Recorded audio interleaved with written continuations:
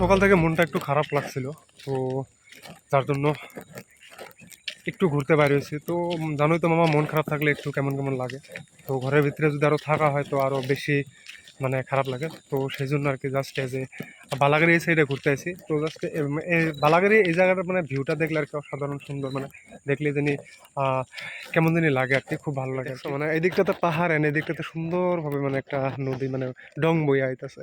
যে ভিউটা যে দেখতেছো, এই ভিউটা কিন্তু একদম অসাধারণ, কারণ এদিকে কিন্তু ধান ক্ষেত, ইভেন কি দেখো সূর্য মামাটা কিন্তু মেঘের আউলে লুকায় পড়ছে, অ্যান্ড এদিকটা কিন্তু রাস্তা আর কি।